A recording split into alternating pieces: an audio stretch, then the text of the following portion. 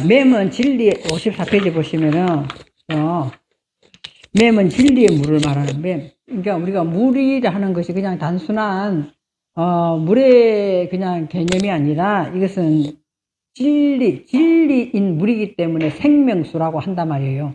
왜 생명을 살리는 물이라 하지만 이것만이 진리인 게 세상에 어떤 것도 진리는 없어요. 그러니까 이것만이 진리 맴이라는 것은 진리의 물을 말하고 그걸 뭐냐 그리스도 예수의 근원적인 복음을 의미하는데 그 밑에 보시면은요. 그래서 우리들은 어떻게 해야 되는 진리를 몸에 익혀가지고 자아의 우물을 파는 일을 해야 된다. 자아의 우물을 바깥 우물이 아니에요. 우리 자아의 우물을 파는 일을 해야 된단 말이에요. 나를 보지 않고서는 우리가 있잖아요. 까딱 잘못하면 말씀을 가지고 율법의 행위를 할 수 있어요. 네? 그러니까 내 자아의 물을 먼저 파야 된다. 우리가 이걸 좀 유익있게 생각을 좀 했으면 좋겠고요. 이사야서 51장 18절 한번 보시겠어요? 이사야서 41장. 이사야서 41장 18절.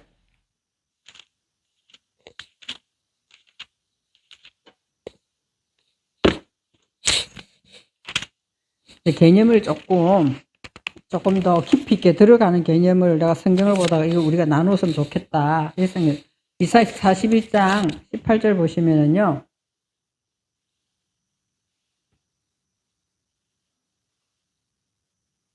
이사야서 41장 18절 보시면은 내가 헐벗은 산에 강을 내며 골짜기 가운데에 샘이 나게 하며 광야가 못이 되게 하며 마른 땅이 샘 근원이 되게 할 것이며 이렇게 돼 있어요.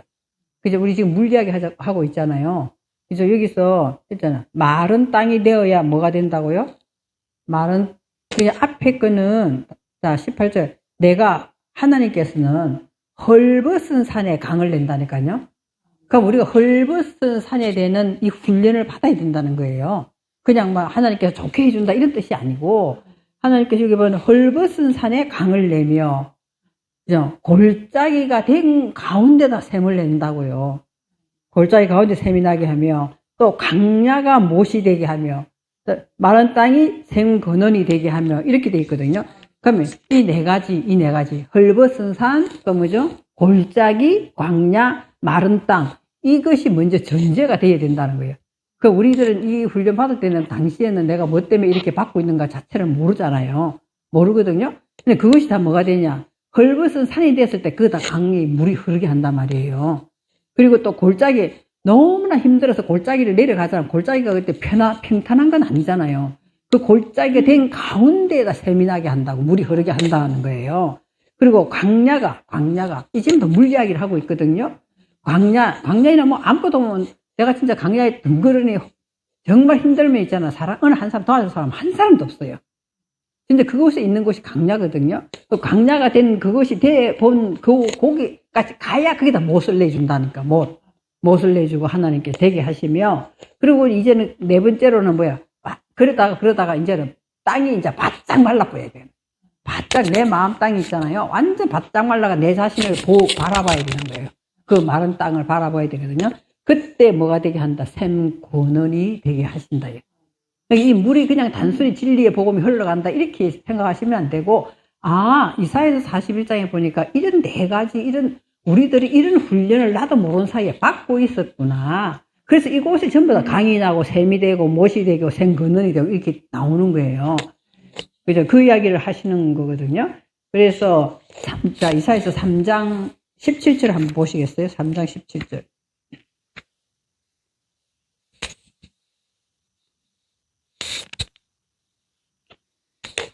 여기 보면은요, 이사야서 3장 17절에 보시면은,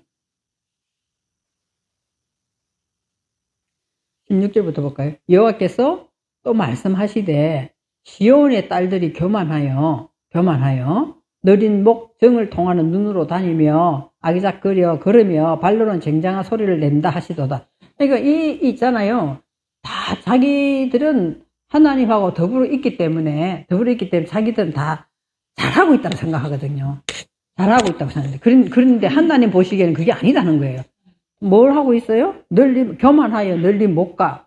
지금 그런 상태예요. 정을 통하는, 뭐든지 보면 다 자기 눈에 좋게끔 다 끌어들이는 이런 눈을 가지고 아그작거리면서 걷고, 발로는 쟁쟁 소리를 내고, 완전히 오늘도 어디 가서 뭐 했다, 목사들 막 많이 하잖아요. 인간이기 때문에 그렇게 자랑을 하고 싶죠. 그렇게 내는 때, 17절에 보시면, 그러므로 주께서 시온의 딸들의 정수리에 딱지가 생기게 한다. 그게 오늘 이 이야기는 똑같은 거, 아까 41장에 보면은, 헐벗은 산이나 골짜기나 광야나 마른 땅, 이게 지금 그치게 한단 말이에요. 왜? 이 교만한 것과, 눈에 이 적을 막 보내는 것과, 이 아그작거리면서 자랑하고 발에 막 쟁쟁 소리 내는 이것을 하나님께서는 없애려고 하니까, 어떻게 정수리 딱지 앉았다, 이 말은 정수리 상처 났다는 이야기잖아요. 머리 제일 한가운데가 정수리잖아요. 그게 사람이 제일 힘들게 한 정수리에 머리카락도 제일 먼저 정수리부터 빠져요. 그쪽에 제일 머리를 많이 쓰기 때문에 그게 빠지는 거거든요. 그러니까 정수리에 딱지가 생기게 하며 여호와께서 그들의 하체가 다. 그러니까 하체가 드러나게 하시리라. 이러니까 제일 창피한 거잖아요. 제일 수치를 당하게 하는 거예요. 그래서 여기 오늘 41장 18절에처럼 이런 앞에의 이 네 가지 과정을 다 거쳐야 샘이 강이 나오게 하고 샘 근원이 되게 하고 이제 이렇게 해주신다는 거죠. 그렇게 해주신다는 것이 결국에는 이제 그게 뭐냐 하면 있잖아요. 시온이라는 말 자체가 우리가 시온산에 하나님이 계시고 이러잖아요. 시온산이 우리 잘 생각 좀 해봐야 돼요. 있잖아요, 목사님. 시온의 산에 하나님 계신다 이래서 시온산 교회 이렇게 하는 거 참 좋죠. 에? 좋은데 이 시온은 반드시 이런 과정을 거쳐야 되는 고난이 따른다는 걸 생각 좀 해봐야 되는 거예요. 그죠? 그래서 3장 26절에 또 한번 볼까요?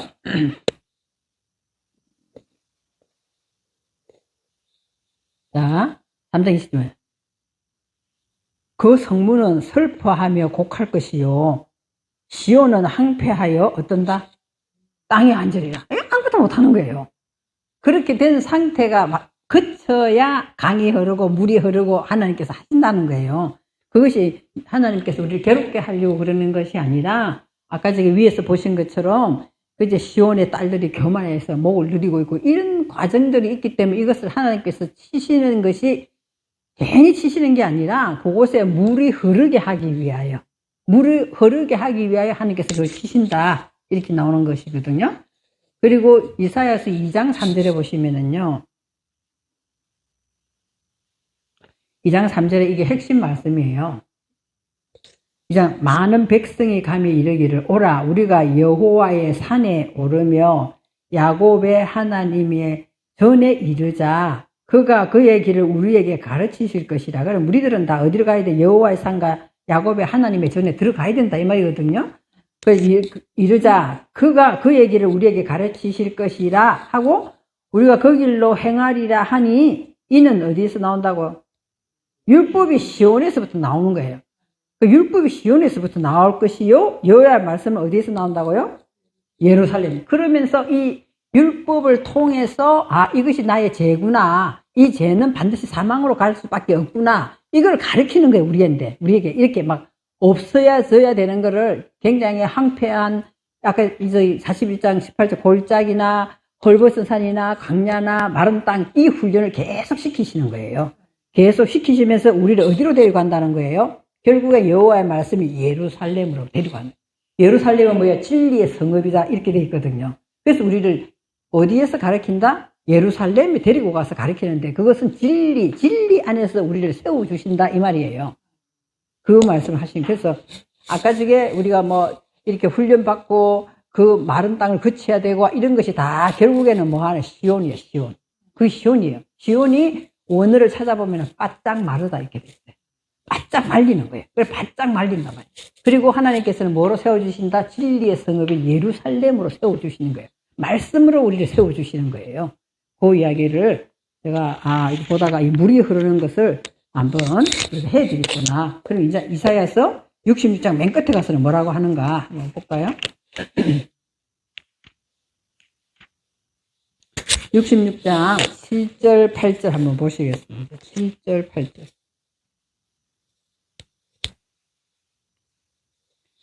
7절 보시면 시온은 진통을 하기 전에 해상하며 고통을 당하기 전에 남아를 낳았으니 이렇게 그죠?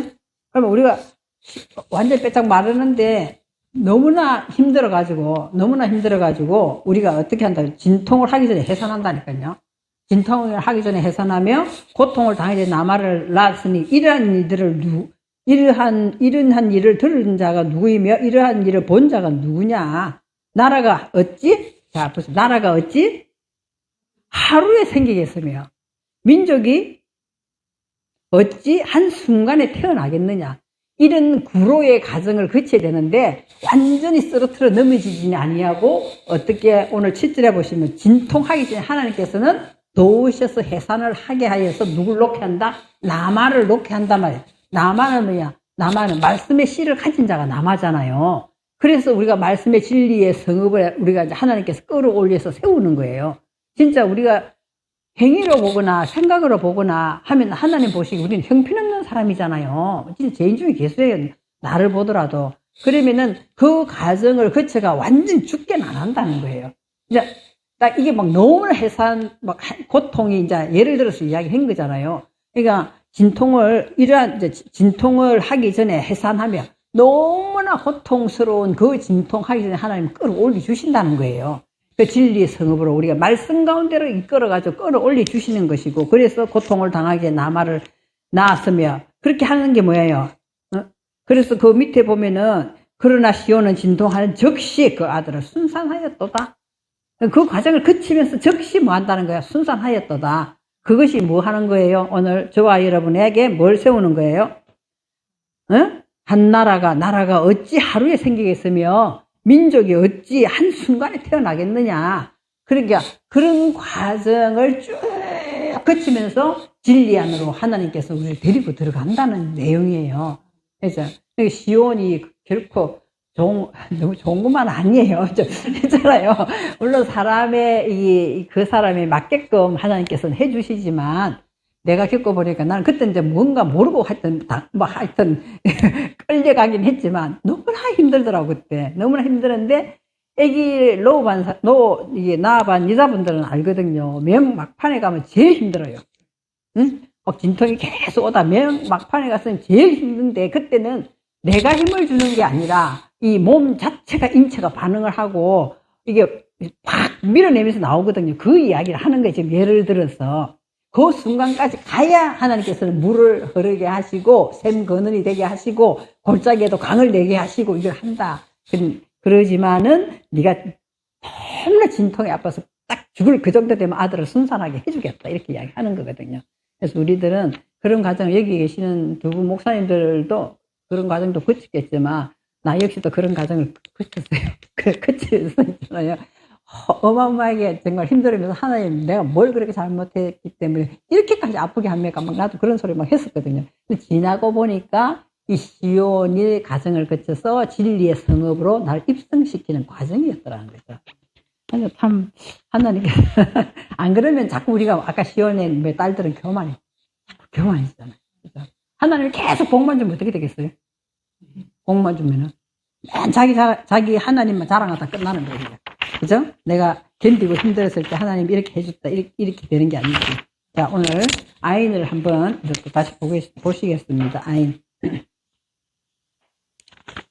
아인에 보시면은 아인이 있잖아요. 아인. 이렇게 돼 있거든요. 이게 눈인데 끝에 글자 꼬리형으로 이렇게 쭉 내려오거든요. 아인인데 이게 70이에요. 70이라는 숫자거든요. 그러면 여기 있잖아요. 글자가 비슷하게 생겼어요, 여기에. 이 자인이에요, 자인. 자인이 무기거든요. 내가 왜 이걸 쓰냐. 글자가 비슷하잖아. 요거는 요거 돼 있고, 아인인데 요거 하나만 할 때도 아인이라 하잖아요. 자인도 요거 하나만 하면 자인이라 하잖아요, 대표적으로. 그거 70이고 여기 7이에요. 왜 여기 쉬우라고 내가 이렇게 하는 거야. 여기 70이면 여기 7이에요. 자인은 70. 무게가 7이에요, 7. 그랬거든요. 그래서 여기서 조금 우리가 이제 이걸 알면은 성경에 많은 부분들이 보이는 거거든요. 그러니까 영적인 비밀의 눈이 열려지는 걸 말하는 거거든요. 영적인 비밀의 눈이 그냥 우리가 하나님께서는 너희들 눈이 있어도 보지 못하고 귀도 있어도 듣지도 못한다. 이렇게 이야기 하시잖아요. 그것처럼 이 영적인 비밀의 눈이 열려지는 것을 이야기하고, 그래서 이거는 눈이 열리면 진리를 통하여 분별이 일어나야 돼. 하나님 믿으면서도 분별력이 없어가지고 참 여러 가지 문제를 일으키잖아요. 분별력이 있게 하는 거죠, 이게. 자, 그걸 안목이라고 이야기하는데, 올바른, 여기 있잖아요. 예수와 할 때, 예수가 뭐예요? 예수가 자기 백성을 죄에서 구원한다. 이렇게 이야기하는데 어떻게 구원하느냐. 십자가에서 그런 이야기 말고, 예수와 할 때 이게 있어요, 예수의 이름이 이게 있다니까요. 그러니까 예수가 구원을 하는 거는 뭐냐. 하나님 말씀을 가지고 이 눈을 열어주신다. 이 말이 눈을. 구원을 하신다니까 우리 눈을 열어주시는 거거든요. 예수아라는 이름 속에 이 아인이라는 것이 있어요.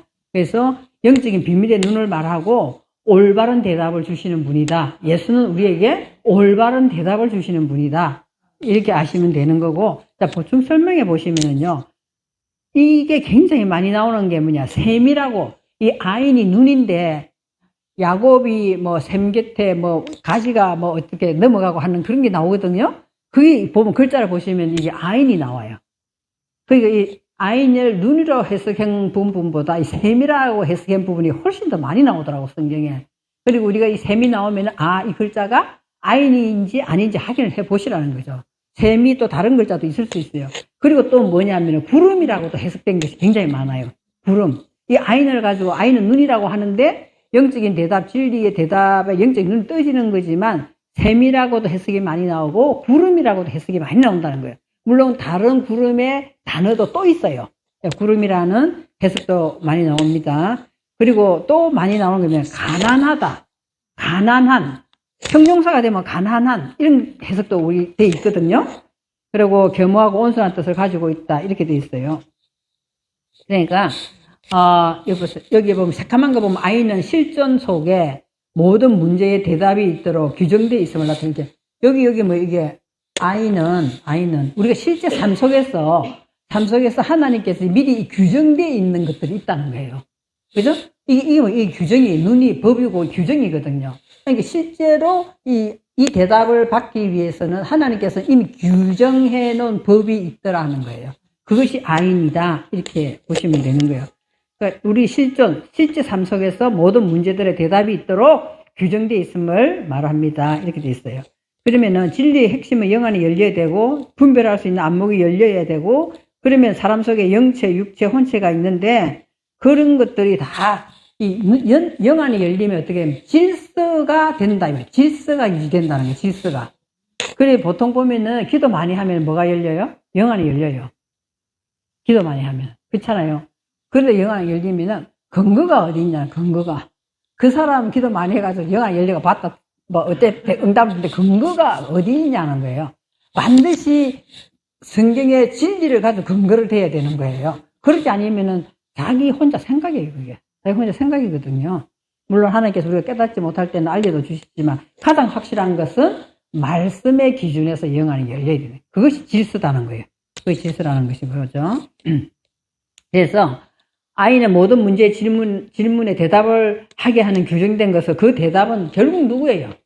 하나님께서 만들어 놓은 규정은 그리스도 예수예요. 그리스도 그 규정이라는 거죠. 그리스도 예수가 우리 모든 것을 답을 정확하게 가르쳐주는 대답이라는 거예요. 그래서 그리스도 예수의 육체는 육체를 입고 왔기 때문에 한계가 있었잖아요. 유한했어요. 유한하지만 그 안에 있는 영체는 누구예요? 하나님이에요. 하나님이라니까. 그 안에 있는 영체는 하나님이에요. 어떤 다니엘 기도에 약사가 나오는 그거 너무 리얼하게 진짜 하나님 만난 걸 하길래 열심히 들었는데, 자기가 어느 날 있잖아요. 하나님이 예수님이다 하는 말을 쇼크 받았다는 거예요. 그게 나오더라고. 하나님이 예수님이다. 하나님이 그러면은, 하나님이 당신이 스스로 십자가에 달렸네. 너무 자기 쇼크 받았다는 거예요. 그분이 사무예요, 사무. 약사인데 사무예요. 그거 들어보시면 은혜가 많이 돼요. 시간이 있으면 한번 들어보세요. 난 굉장히 은혜를 받았거든요. 그래서 영체는 하나님이시고, 혼체의 예수는 뭐예요? 혼체의 예수는 혼으로 오신 거, 우리 정신세계를 깨우치기 위해서 오신 분이기 때문에, 이거는 보이는 사람으로 왔기 때문에 실존이다, 실존. 실존이다, 이 말이에요. 실존이고, 그럼 죽음으로 우리 속에 들어온 예수는 뭐예요? 진리라는 거예요, 진리. 그래서 우리 안에다가 진리는 귀로 듣고 머리로만 하는 게 아니라 머리로 일단 왔으면은 우리 안에서 뭐로 들어와? 실제로 작용할 수 있는 진리로 들어왔다는 겁니다. 자, 그래서 아이는 가난을 뜻합니다. 마태복음 5장 3절에 뭐야? 심령이 가난한 자는 복이 있다. 이것이 아인이잖아, 아인. 심령이 가난한 자는 아인이네. 그러면은 우리 심령이 가난한 자 대답이 딱 나오잖아요. 뭐예요? 심령이 가난한 자는 영적인 눈을 떴다는 이야기예요. 그 어렵게 해석할 필요 하나도 없어. 심령이 가난한 자는 복이 있다. 이 말은 지금 아인 자체가 뭐예요? 대답이란 대답. 대답이고 영적인 진리에 대한 눈을 떴다는 이야기잖아요. 그러니까 심령 속에 뭐가 됐다는 거, 가난했다는 것은 영적인 눈이 떠졌다 이 말이에요. 당연히 진리에 대한 영적인 눈이 떠졌기 때문에 복이 있을 수밖에 없다 이렇게 된 거예요. 그래서 이 가난이 아인이구나, 그죠? 왜냐하면 이 가난하게 되는 것이 쉬운 게 아니에요, 심령이. 왜냐하면 우리 속에는 억새불 같은 잡단 수없이 많은 교육과 또 자기 DNA와 모든 것이 들어있기 때문에 이것이 심령이 가난해지면은 하나님은 이게 있잖아요. 여기 있는데 덧입히지는 않잖아요. 있는데 덧입히지는 않아요. 이것을 가난하게 완전히 해놓고 거기다 주는 것이잖아요. 그거를 이야기하는 것입니다. 그래서 자아를 버리고 내 것이 없는 상태가 가난하다 이 말이거든요. 그리고 진짜 있잖아요. 정말 도움을 받지 않으면 도저히 한 발짝을 또 움직일 수가 없는 지금 이 정도까지 가려면 신앙의 깊이가 굉장히 가야 알 수가 있더라고. 왜냐면은 내가 그냥 무슨 일이 있을 때 하나님의 도움을 찾고 보통은 그렇게 기도하잖아. 내가 무슨 일이 있을 때 금식하고 작정 기도하고 이러잖아요. 그렇기 때문에 내 심령을 비우기 위해서 작정 기도하는 사람 거의 없잖아요. 그래서 우리가 내가 심령을 가난한 데로 내려가게 하기 위해서는 주님의 도움이 없이는 이 가난한 자리도 내려갈 수가 없어요. 내려갈 수가 없는 걸 이야기하고 있습니다. 자, 그래서 65페이지에 보시면은요. 진정 가난해지려면은 어떻게 해야 된다고요? 65페이지면은 사력을 다해야 돼. 적당히 되는 게 아니에요. 내가 진정 가난해지려면 사력을 다하여 영의 눈뜨기를 구해야 되는 거예요. 그리고는 대답을 얻기 위해 찾아야 되는 거예요. 대답을 찾게 되고. 그리고 어느 정도 찾아야 되나? 자, 나는 농사를 안 지어봐서 모르겠습니다만은 가뭄의 단비를 기다리며 구름에다 소망을 둔 농부의 심정을. 그죠? 밭이 쩍쩍 갈라지고 이러면은 우리 저번에 막 갈라져가지고 비가 안 와가지고 그랬잖아요. 그럼 농부의 심정으로 일하며 수고하고 달려내야 된다는 거예요. 자, 그래서 이런 자의 소망을 하나님은 들으시고 천국을 소유하는 기쁨을 주신데 천국은 오늘 한번 볼게요. 천국은 높고 숭고한 하나님의 사상으로 어떻게 된다고요? 나를 늘어내는 게 아니라 자아를 통치하는 거예요. 자아를 통치하고 다스리는 영권이에요, 영권. 내가 넘어지라 해서 이게 영권이 아니고 나를 통치하고 다스리는 영권이 천국이다 말이에요. 근데 사람들 잘못 착각하고, 내가 확 능력이 있으면 네 심령 다 알고 이래가지고 이렇게 해라 저렇게 해라 이런 것이 영권이라고 생각하는데 그게 아니라 하나님의 사상을 가지고 나를 통치하고 다스리는 이 영권이고 그거를 가지고 있는 사람의 심령은 천국이다. 그것이 천국이에요. 우리가 내 하나 다스리기 얼마나 힘들어요. 그래서 제가 오늘 하나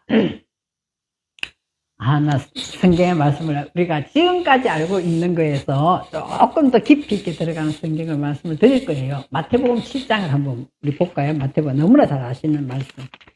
우리 지금까지 수도 없이 설교했던 말씀. 마태복음 7장 7절. 이거 우리 이제 이 마태복음을 이걸 보시면은요. 좀 설교할 때 우리가 좀 조심을 해야 돼요. 조심하는 내용이래.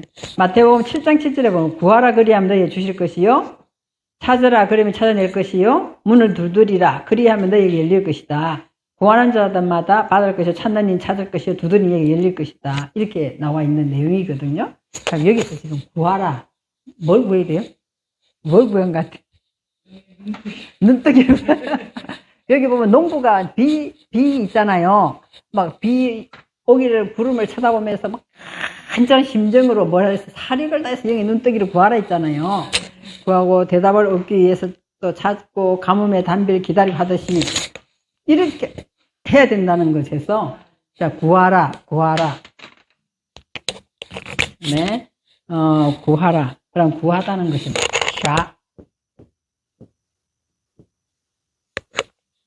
샤알이거든요.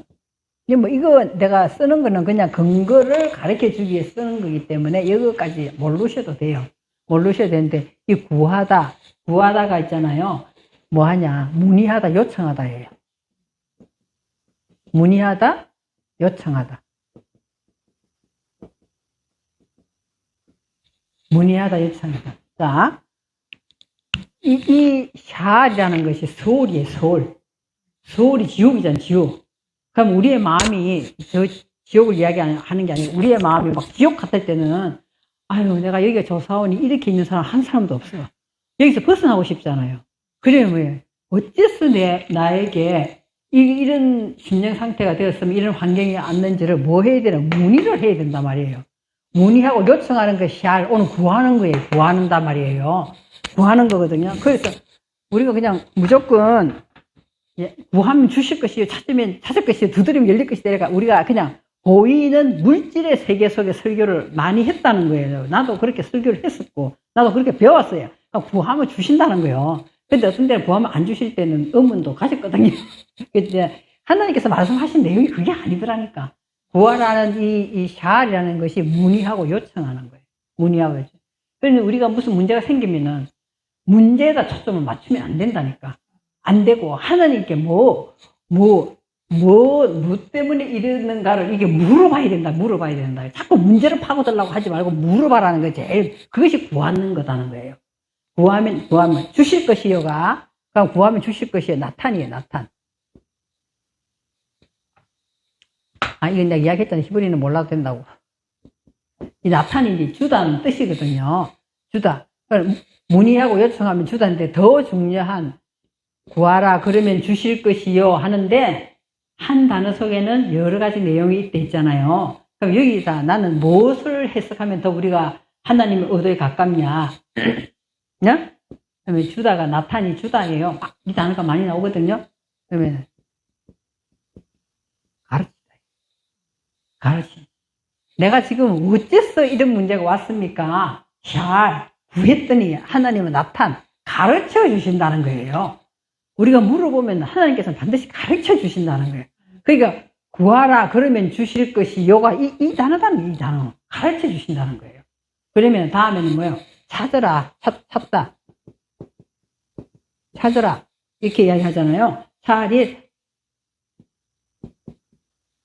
따르시아 이렇게 있거든요. 따라시 찾다요. 이것도 뭐예요? 찾다는 뜻이 있지만 자, 보세요. 하나님께서 지금 뭐라고 이야기하시냐? 예수님이 뭐라고 이야기하시냐? 찾으라, 그러면 주실 것이 이렇게 안 돼 있어요. 구하라, 그러면 주실 것이요. 그 다음에는 찾으라, 이렇게 돼 있거든요. 두 번째가 찾으라, 이렇게 돼. 먼저가 찾으라가 안 나와요. 그러면, 자, 여기서도 찾다라는 뜻도 있지만, 여기에 묻다라는 뜻도 있어요. 묻다라는 뜻이 있다고요. 그러면은, 여기서 문의하고 요청을 했으면, 하나님께서 가르쳐 주시오. 그리고 또 2차적으로 또 묻는단 말이에요. 또 묻는다고, 찾는다는 게. 그러면은, 찾을 것이요, 이렇게 됐거든요. 찾아라, 그러면 찾을 것이요 하는 이 글자는 무슨 글자로 되어 있냐 하면 찾을 것이요. 이거죠. 마차, 이렇게 되어 있어요. 마차. 찾을 것이요 하는 것이 깨닫다는 뜻이에요. 깨닫다. 그러니까 처음부터 하나님께서 내가 질문을 하면은, 요청을 하면 깨닫게 해주는 게 아니라는 거예요. 내가 아직 깨달을 수준이 안 됐잖아요. 그때는 뭐 한다는 거예요? 내가 구하는 것이 문의하고 요청을 했단 말이에요. 이게 도대체 어떻게 해서 이런 사연이 왔냐? 요청을 해. 그러면은 가르쳐 주시는 거예요. 그럼 다시 찾는 거는 또 다시 묻는 거예요. 물으면은 그 다음에는 뭐 해주신다고요? 깨닫게 해주신다는 거예요. 깨닫게. 이렇게 하나님께서 이 단계가 있더라니까.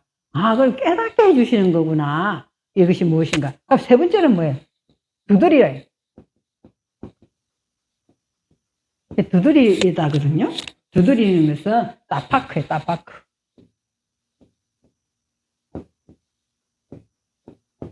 따파크가 이제 두드리다는 뜻인데, 이건 이제 내가 이제 보세요. 하나님께 내가 이런 상황이 왜 왔습니까? 하고 문의를 했어요. 그러면 하나님께서는 가르쳐 주시잖아요. 그럼 또다시 찾는다는 게 또다시 묻는 거예요. 그럼 그 다음에는 깨닫게 해주시잖아요. 깨닫고 나면은, 자, 그 다음에는 두드리는 거거든요. 두드린다 하는 뜻이 보니까, 문을 두드리다도 있지만, 무슨 뜻이 있냐면, 양을 몰다가 뜻이 있어요. 그럼, 두드린다 이 말은, 양을 몰다라는 것은 저와 여러분 안에 있는 수많은 이 양이 있다면 수많은 양, 바깥의 양을 생각하지 마시고, 수없이 생각을 많이 가지고 있는 마음의 이 양이 있잖아요. 그럼 하나님께서 이 그걸 몰아간다는 뜻이에요. 깨달은 사람에게 몰아가는 거지. 처음 요청, 질문을 하는데 그때부터 몰아가면 이 인식이 안 돼서 안 되거든요. 이 단계가 있다는 거예요. 내가 처음에 구하라. 너희 요청해라, 나한테. 그러면 내가 너희에게 가르쳐 줄게. 그럼 또다시 찾으라. 그럼 또다시 질문을 해라. 그때 되면은 니 깨닫게 해줄게. 깨달았으면 이제는 하나님이 원하는 방향으로 몰고 가는 것이 두드리다는 거예요. 여러분들 있잖아요. 아무것도 깨닫지 못하는 거는 뭐하고 같으냐. 벽을 보고 두드리는 거는 문이 아무리 두드려도 문은 안 열려요. 그렇지만 어느 정도 깨달으면 문이 어딘가를 알게 되잖아요. 하나님은 그쪽으로 이게 오게끔 나를 몰고 간단 말이에요. 그것이 이 두드리다. 그럼 두드리면은 또 어떻게 되겠어요? 열려야죠, 이제. 열리는 거거든요. 그럼 이거 열리다. 나 이걸 이게 원어를 보면서, 와, 하나님은 질서 있게 이런 식으로 우리가 간절한 마음으로 사력을 다해서 영의 눈뜨기를 구하는 걸 지금 오늘 구하고 찾고 두드린다를 가르치고 있는데, 우리는 그냥 내가 힘들면 그냥 구하고 찾고 두드리면 돼. 이렇게 설교를 했고, 나도 그렇게 배웠다니까. 그건 내용이 그게 아니더라니까요. 그래서 두드리면 열릴 것이다. 그래서 열릴 것이다. 이것이 그죠? 파타허. 이렇게. 파타허. 이거는 폐 글자예요. 폐. 파타허. 이건 타보고. 파타허. 이거 열릴 것이다. 이거 뭐냐? 자유롭게 하다, 이게. 자유롭게 한다는 거예요. 진리가 알면 너희를 자유롭게 하잖아요. 그래, 그 문제, 그 힘든 고난으로부터 너희들을 뭐 한다? 자유롭게 한다는 거예요. 이게 문이 열리는 거예요. 맞아요, 맞아요. 이렇게 답이야, 이게. 그렇잖아요. 내가 아무리 두드려도 소식이 없어. 내가 아무리 그냥 구해도 내 문제는 그대로 있었다니까. 그 내용이 아니라 그런 게 있으면은 주님을 바라보고 요청, 질문을 이렇게 하는 거예요, 이제. 물어보는 거예요.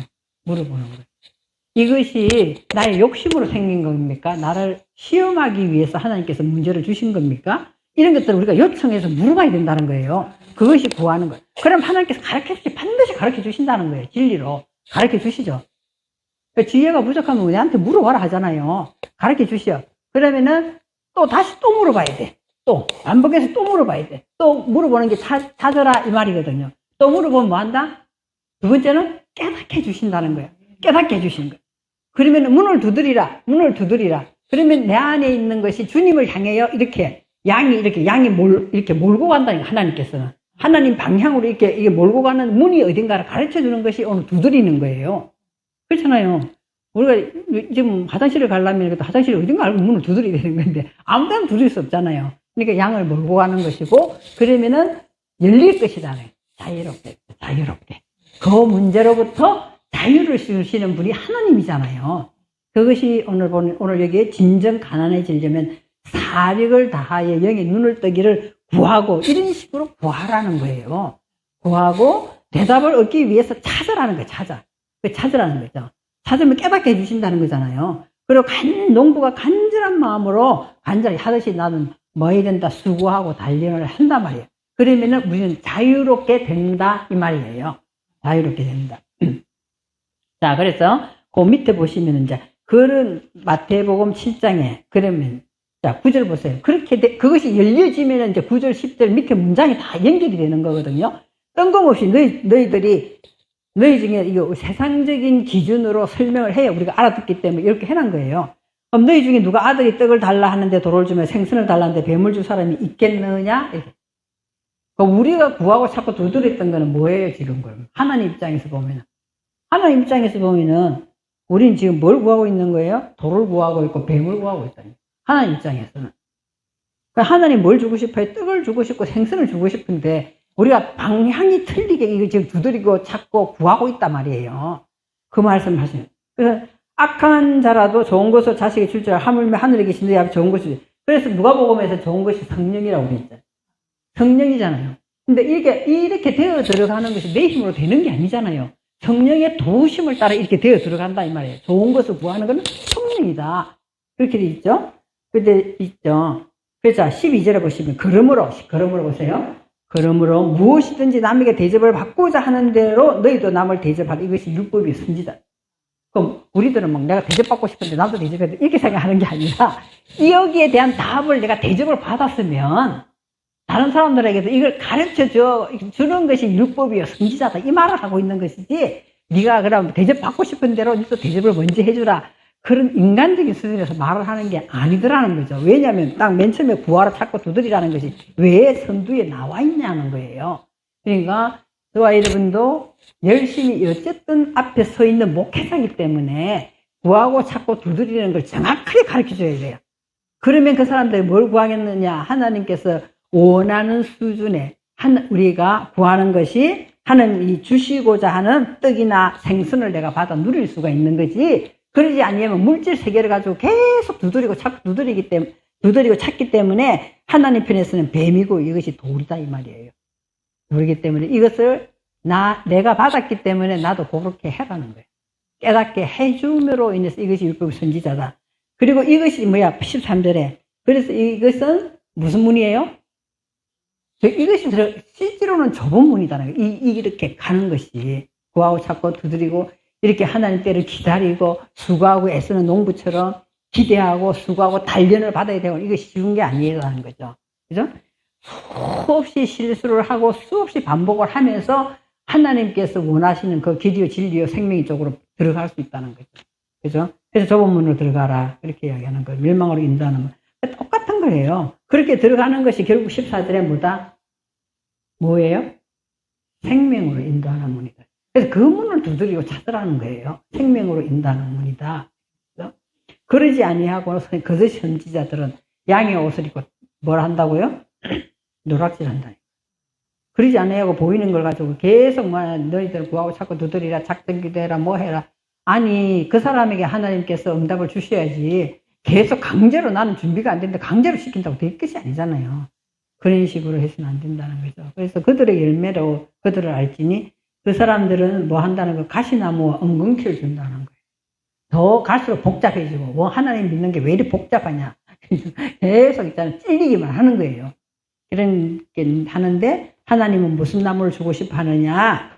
포도와 무화과를 주고 싶어 한단 말이에요.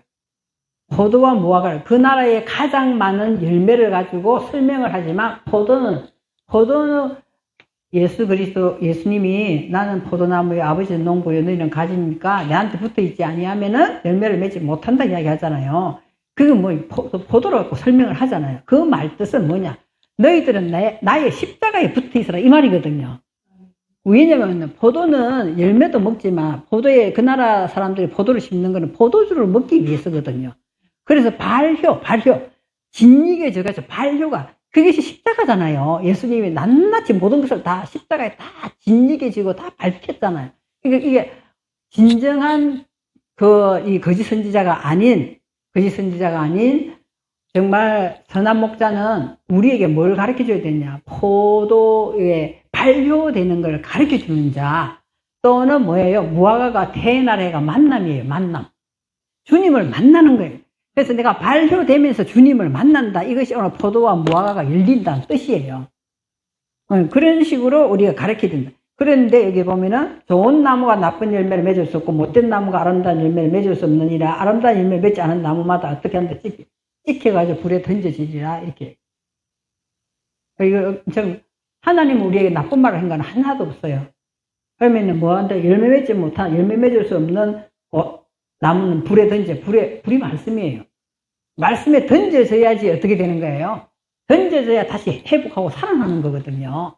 여기서 뭐 나쁘게 불에 던져 지옥 가라 이런 뜻이 아니에요. 하나님은 그런 하나님이 아니다니까. 자, 그래서 우리가 왜 거기 7절부터 쭉 마태복음 7장 쭉 내려오는 것이 연결되어야 이 설명이 된다 이 말이에요. 되는 거죠. 그래서 나는 있잖아요. 17절의 말씀 보면서 이런 생각을 했어요. 좋은 나무는 좋은 열매를 맺어야 되는데 왜 아름다운 열매를 맺지? 난 그렇게 생각했거든요. 그리고 또 뭐예요? 못된 나무가 있나? 못된 나무는 못된 열매를 맺어야 되는데 또 거기 나쁜 열매를 맺는다네. 나는 이런 걸 보면서 이게 왜 이렇게 해석을 했는가? 이걸 봤더니 원어에는 뭐라고 되어 있냐면은 좋은 나무가 아름다운 열매를 맺는다 하는 거하고 글자가 똑같아요. 좋은 나무나 좋다는 거나 아름다운 것이 이 글자가 있잖아요. 지금까지 여러분이 히브리 글자 한 게 그냥 한 게 아니에요. 토부. 하나님 보시기에 좋았더라 하는 이 나무의 열매를 맺는단 말이에요. 이것이 오늘 여기서 좋은 나무가 되고 아름다운 열매가 글자가 둘이 똑같이 토부예요. 토부. 그럼 토부 어디서 나와요? 토부 어디서? 창세기 1장에 나오는 거잖아요. 보시기에 좋았더라. 가장 근본적인 제일 먼저 하나님께서 나타낸 것이 창세기 1장에 보시기 좋다. 첫째나 둘째나 셋째나 다 보시기 좋았더라 하잖아요. 이 열매를 맺는 거예요. 이 열매를 맺는 이제 아름다운 나무는 이 똑같은 글자 토부의 열매를 맺게 돼 있다 이 말이에요. 그 나쁜 나무는 못된 나무는 못된 나무 이 말도 어렵다. 못된 나무가 어떻게 생겼는지 모르지만 아름다운 열매를 맺을 수가 없고 나쁜 열매를 맺는다는 거죠. 이거는 부패해가지고 부패. 에? 육신의 생각을 가진 건 하나님 보시기에 다 부패된 거예요. 부패된 거는 타락한다 이렇게 돼 있더라고. 오늘 부패한 육신의 생각을 가지고 있으면 사망이라 하잖아요. 육신의 생각은 사망, 영의 생각은 생명과 평안이다 이렇게 이야기하잖아요. 이게 이제 뭐죠? 못된 나무는 나쁜 열매를 맺는다는 것이 못된 나무가 이게 부패하다, 타락하다 이렇게 돼 있어요. 그러면 나쁜 열매는 뭐냐? 그러면은 패망한다, 깨어진다 이렇게 돼 있어요. 패망하고 깨어진다는 거죠. 그래서 우리 성경으로 이야기하면은 육신의 생각은 뭐 하는 거예요? 사망이다 이렇게 하는 거 똑같은 거예요. 그래서 우리가 구하고 찾고 두드리는 방향이 뭐고 지금 핵심적인 게 지금 딱 그거예요. 오늘 이 아인이라는 것이 너희들이 이게 영적인 눈을 뜨는 것을 구하라. 어떻게 구하라는 것을 지금 말하잖아요. 찾으라. 찾으면 깨닫게 해주신다. 그럼 두드리라. 두드리면 네 안에 있는 이 약무리들이 하나님이 원하는 방향으로 이렇게 다 갈 것이라는 거예요. 그렇게 되면 자유를 느낀다. 하나님 우리에게 얽매이는 것이 아니라 뭘 주시기 원하요? 자유를 주시기 원하잖아요. 주님 안에서 소망을 가진 그 자유를 주시기 원한다는 거죠. 오늘 이것이 구하러 찾고 두드리는 것이고 이 똑같은 7장이 이게 다 그대로예요. 근데 이걸 가지고만 있으면 안 돼. 행해야 되죠.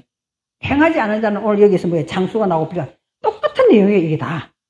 행하지 아니하면 창수가 나서 비바람이 불면은 반석 위에 세워지지 아니한 집은 맨날 육신의 것을 구하고 찾고 두드린 거는 다 썰려 내려가 버린다잖아요. 예? 내가 무너지고 바람이 불으면 그 집에 부딪히면 무너져서 다 무너져 버린다. 이렇게 가르치는 것이 다른 사람들 그 당시에 무리들이 딱 보고는 가르치면 놀라고 권위가 있다. 이렇게 되는 거예요. 목사님들도 있잖아요. 이제 이걸 우리가 알았으니까 구하고 찾고 두드리라는 걸 우리가 함부로 말하기가 좀 어려워지는 거죠. 그러니까 진리를 구하고 영적인 눈을 뜨는 걸 구하고 그러면 하나님께서 가르쳐 주시고 그러면 하나님께서 우리를 이렇게 하나님 원하는 방향으로 몰고 가면서 자유를 주신다는 이런 내용을 하면 이 7장이 다 해석이 딱 돼버려요. 마태복음 7장이 해석이 되는 거거든요. 그래서 이제 이 책을 보시면은요. 우리 내면의 모든 질문에 대답을 주시려고 엄부에 찾아오신 그리스도의 것은 그잖아요. 모든 질문에 대답을 주시려고 엄부에 찾아왔다. 서울에 찾아오셨다니까 질문하라고.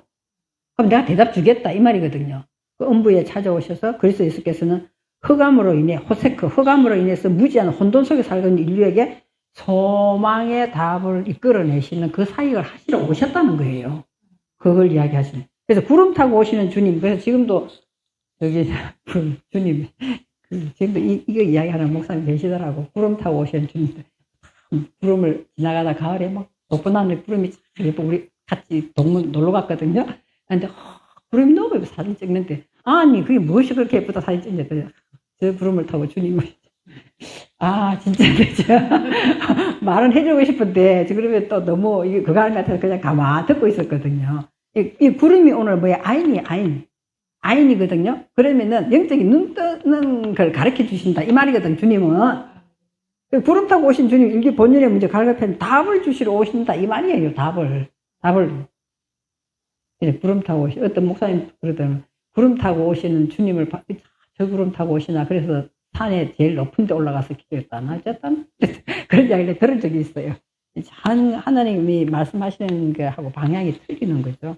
그래서 마태복음 5장 14절에 너희는 세상의 빛이라 산 위에 있는 동네가 숨기지 못할 것이요. 이 세상의 빛이라 이라니까 바깥에 있는 세상의 빛도 되겠지만 지금 세상이 나예요. 내 안에 뭐가 없으면 안 돼. 말씀에 빛이 없으면 안 된다는 이 이야기를 지금 하는 거거든요. 그 말씀을 가지고 있는 자는 밑에 아무리 등 아래 주거나 속에 숨겨놔도 다 뭐야? 말씀에 빛이 있기 때문에 들어오면 나가면 우리가 뭘 한다는 거예요? 그 빛을 보게 된다는 거예요. 그래서 우리 안에 우리 심령 속에는 말씀이 항상 있어야 되는 거예요. 항상 있어야 돼요. 그러면은 누가복음 11장 3절에 네 몸의 등불은 눈이라. 네 눈이 성하면 영적인 눈이 뜨여지면은 우리의 온몸이 뭐 한다? 밝을 것이요. 그죠? 그럼 만일 네 눈이 남으면은 네 몸도 어둡기 때문에 항상 뭐 하는 거예요? 근심 걱정 이렇게 해야 돼요. 그럼 사람은 살면서 근심 걱정 없는 사람 한 사람도 없어요. 어차피 다 문제가 있거든요. 그러나 내 안에 빛이 있어서 나를 비추고 있으면은 그 문제를 주님한테 물어보는 방법을 알았잖아요. 알고 깨닫게 해주시는 그 뭔가를 알았기 때문에 그러면 하나님께서 자유를 주신다는 걸 확고하게 믿어야 되는 거예요. 그러면 우리가 이 빛을 비추는 자가 되기 때문에 내가 밝게 살 수 있다는 거예요.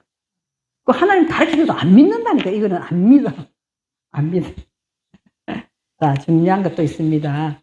질문에 대답은 성령의 충고와 상담으로 옵니다. 아인으로 시작하는 말에 우리가 이제 나무 할 때 있죠. 나무. 창세기에서 배운 에츠가 나무잖아요. 나무가 나무인데 에츠의 원동사의 뜻은 상담하다예요. 상담하다. 그러면 보세요. 예수님이 때로 된 저기다 십자가 달리지 않고 나무 십자가에 달려서 돌아가셨어. 우리의 모든 상담은 어디 가서 해야 된다? 십자가 밑에 가서 해야 된다. 이 말이에요. 나무라는 것이 에츠가 상담하다는 뜻이다 말이에요. 그래서 그하고 자꾸 두드리는 문제도 딱 그렇게 되는 거예요. 나무는 상담하는 뜻이에요. 상담하는 뜻이에요. 그래서 창조주의 확고한 사상에 십자가에 딱 구속되어 있으면 뚜렷한 목적 없이 돌아다니던 마음이 가책이 있어 스트레스 받지 않고 답이 어떻게 오는가를 알기 때문에 그죠? 밝아질 수밖에 없어요. 상쾌해지는 거예요. 그죠? 하나님의 말씀 나무와 같아서 사람에게 친절하게 접근하기도 하고 해치려게 되는 교훈도 주기는 하잖아요. 사실은 교훈이 사생아가 아닌 사람은 채찍질도 안 한다고 나와 있잖아요. 다음 페이지 보시면요. 자, 많은 나무가 질서를 가지고 제자리에 있으면 어떤 현상이 와요?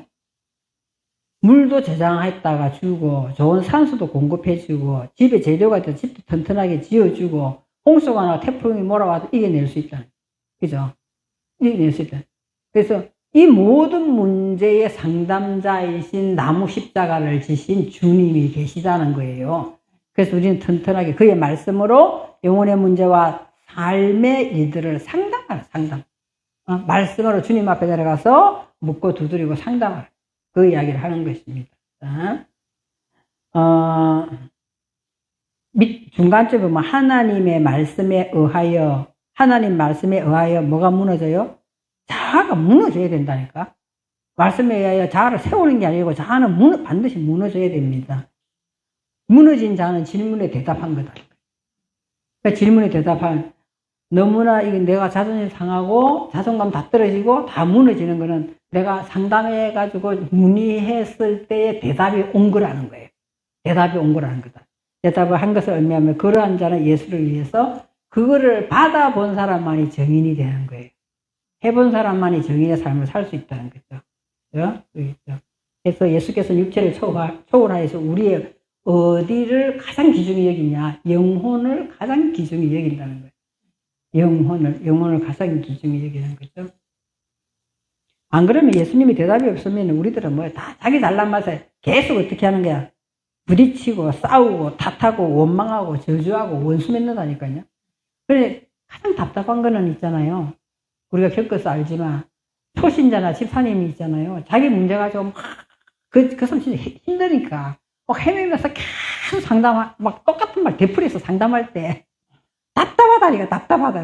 아무리 이야기해줘도 자기는 거기에 딱 갇혀져 있기 때문에 대답을 아무리 해줘도 상담을 해줘도 못 넘어가도록 그걸 못 넘어가. 그러면 우린 기도해주고 기다려야 되는 거예요. 그 사람 깨달을 때까지 기다려주는 수밖에 없어요. 자꾸 가르쳐 주려 해도 그거는 자기 거기서 회오리 그 어둠 속에서 그대로 갇혀있기 때문에 나는 깝깝하지. 나는 깝깝한데 어쩔 수 없는 거예요. 그 사람 아주 단계가 끝까지 못 올라갔기 때문에 그런 거거든요. 그래서 그럴 수밖에 없다는 거죠. 자, 맨 밑에 보시면요. 성부, 성자, 성령의 역사하심이 사실 내 속에서 일체를 이루는 데는 며칠이면 끝난다는 거야? 3일이면 끝난다. 왜 3일이면 끝나는가? 이제 여러분도 아시겠죠? 왜 3일이면 끝나는가? 자, 오른쪽에 설명해 놓은 거 있어요. 자, 더 깊이 들어가면은, 3요소의 법칙이 있지만, 오른쪽에 보시면은요, 첫날은 창조주의 확고한 이념과 하나 되는 것, 에하드, 하나 된다는 거예요. 첫째 날이다 하는 것이 욤 에하드예요.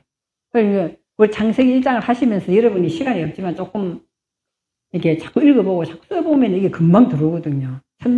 첫째 날, 욤 에하드, 첫째 날은 창조주의 확고한 이념과 하나 되는 것. 말씀과 내가 하나 되는 것. 둘째는 뭐예요? 둘째 날은 하나 된 사상이 정착하기 하기 위해서는 내가 올바른 규정 속에 들어가서 자꾸 반복하는 거예요. 반복이 둘째예요. 반복이.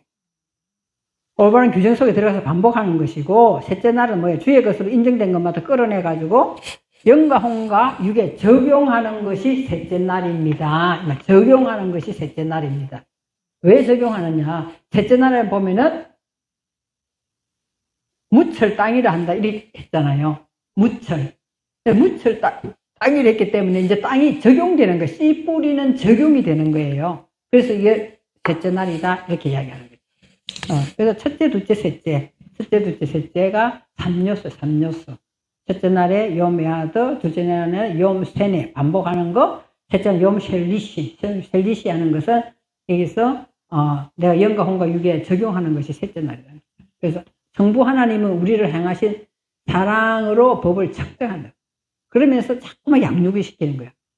당신의 사랑의 법으로 우리를 자꾸만 양육시키면서 측정을 해 나가는 것이고, 실존의 성자는 하나님은 본을 보임으로 답을 주시다. 예수님이 실제로 이 땅에 오셔서 본을 보이시는, 공간복음을 통하여 본을 보이시는 답을 주셨고, 그 법이 세워지도록 부활의, 그죠?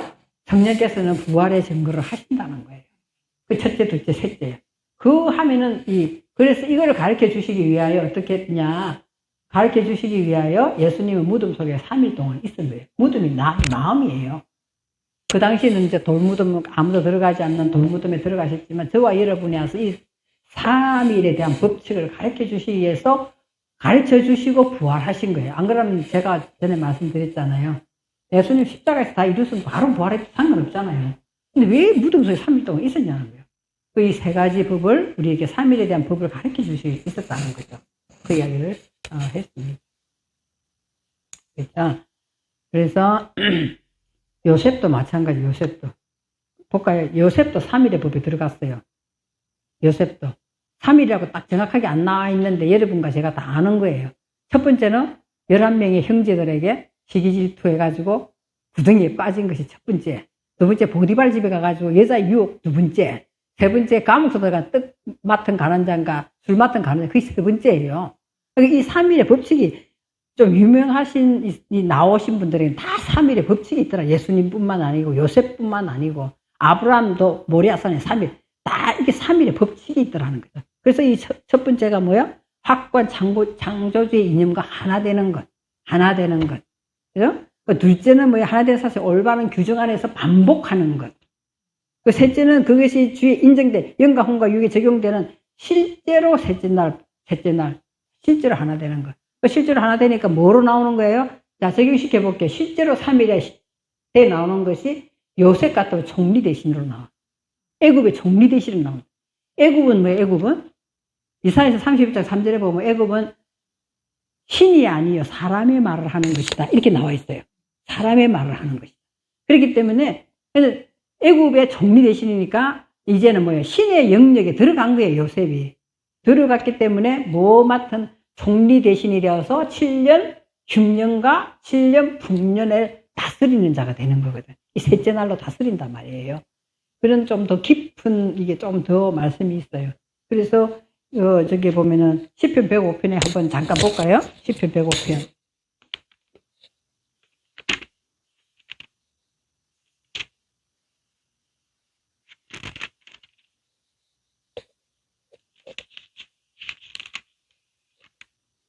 시편 105편에 자, 시편 105편에 17절 말씀 한번 보세요. 17절 말씀 보시죠. 그가 한 사람을 앞서 보내셨으며 요셉이 종으로 팔렸도다. 자, 그 다음 중요한 거죠. 그의 발은 착고를 차고 그의 몸은 쇠사슬에 맺혀. 이게 지금 감옥에서 갇혔다는 이야기잖아요. 그 중요한 것은 대답이 어디에 나와 있어? 19절에. 뭐 할 때까지? 여호와의 말씀이 응할 때까지야. 그의 말씀이 그를 단련하였도다. 이렇게 나온 거예요. 그러니까 요셉이 그렇게 뭐 그냥 괜히 아무런 잘못도 없는데 억울하게 했는 세 과정을 거쳤다는 거예요. 처음에는 구덩이에 빠지고, 다음에는 보디발 집에 가서 여자의 유혹도 있고, 세 번째 감옥에 들어가서 술 맡은 가는 장과 떡 맡은 가는 장을 통하여, 그죠? 통하여. 그래서 구출되어 나오면서 이것이 뭐다? 하나님의 말씀이, 손은 어떻게 됐다고 했어요? 응? 발은 차고에 차고 그의 몸은 쇠사슬에 매였다는 거예요. 매였지만 이것은 뭐 하기 위해서 하나님께서 말씀으로 훈련시켜서 단련하여서 총리 대신으로 내어보내기 위함이다. 그래서 오늘 여기서 말한 성부, 성자, 성령의 역사심이 일체를 내 속에서 이루는 데는 3일이면 끝난다 하는 이야기가 꼭 3일, 첫째 날, 둘째 날, 셋째 날이 아니고 이 세 가지 단계를 거치는 것이다. 이 말이에요. 그래서 요셉도 그 가정의 대표적인 사람으로 올려놓은 거예요. 그거 잘 이제 이해하시겠고요. 또 모세는 형제가 몇 사람이에요? 세 사람이잖아요. 모세 형이 누구예요? 아론이고, 또 누구의 누나인가? 여동생인가? 있잖아요. 미리암. 그죠? 그러니까 그것도 왜 형제가 우연히 세 사람인 게 아니다는 거예요. 그런데 모세는 구출하다는 뜻이에요. 구출하다. 끄집을 내잖아, 백성을. 그래서 구출하면, 우리도 구출을 당해야 되는 거예요. 세상적인 것으로 구출을 당하면, 그 다음에 아론이 있잖아요. 기름을 붓는 거거든. 고상한 기름을 붓는 거예요. 그래서 우리에게 하나님께서는 기름을 붓는단 말이에요. 기름을 부으면 미리암이 마리아라는 뜻이에요. 어근이 마라, 썸물이단 말이에요. 그래서 처음에 자기가 부인하다가 어떻게 돼서 문둥병에 걸렸잖아요. 근데 손을 다시 품속에 냈더니 깨끗해졌더라 했잖아. 그래서 영적인 땅을 새로 사는 내용이 이것도 세 단계가 있다는 거예요. 모세와 아론과 미리암이 이렇게. 거기서 이제 신약에 와서는 그걸 뭐라고 이야기하냐? 마리아가 등장하고 또 누가 등장하느냐? 나오미에도 나를 뭐라 하지 말라? 나오미라 하지 말라. 나는 마라라고 불러라. 이렇게 나오거든요. 그 내용도 그 내용이고, 예수님은 뭐라고 이야기하느냐?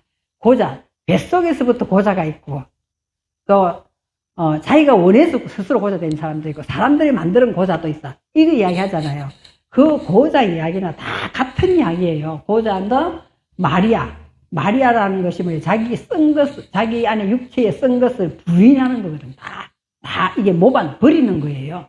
그것을 동정녀라고 이야기하는 거랑 똑같은 내용이에요. 동정녀나 마리아나 미리암이나 나오미의 나를 말하라 썸물이라 불러라 하는 거나 그 과정을 다 거쳐야 된다 이 말이거든요. 그것을 예수님은 고자라고 부르는 거예요. 고자. 예수님이 실제로 예를 들어서 고자라고 이야기해요. 세상에 씨가 없어졌다 이 말이에요. 그런 과정을 거쳐야 오늘 요셉